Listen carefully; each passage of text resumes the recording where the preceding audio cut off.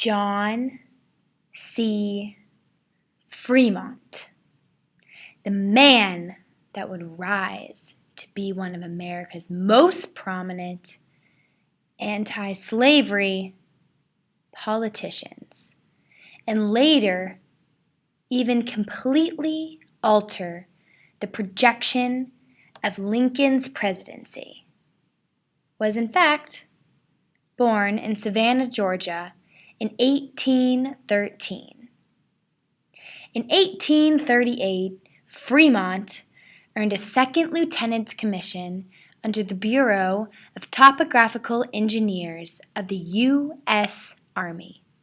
Fremont took many trips and expeditions in his younger days as an Army officer. The trips mainly consisted of Western territory, such as the Rocky Mountains, Mexican California, and even the Oregon Trail, all in the 1840s. He soon became known as the Pathfinder. The Mexican-American War brought Fremont a position as Governor of California in 1847, which soon after led to his resignation from the Army. Then, in 1850, Fremont became one of the very first senators of the official state of California.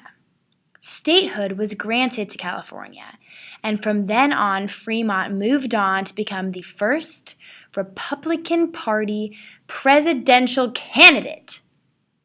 His platform stated that he would like to limit slavery to only the states where slavery is already legal.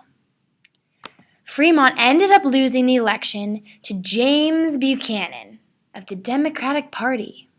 From there, Fremont reestablished his name by returning to the Army and taking the role as Major General, where he took command of the Department of the West. He began his command over the West in July of 1861, and by August 30th, in the same year, he issued a military proclamation placed over the state of Missouri.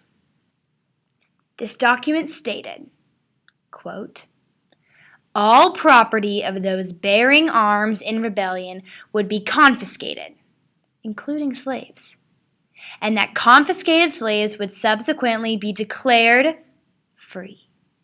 End quote. Wikipedia.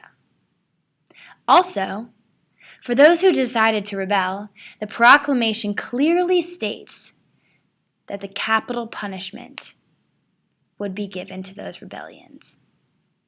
Fremont's actions were considered alleged incompetence by Abraham Lincoln himself, and he was asked to be removed from command on October 22, 1861. Lincoln had great difficulty with this because he wanted to please the radical Republicans, but at the same time, he also wanted to please the slave-holding Unionists. This episode had a tremendous impact on Lincoln.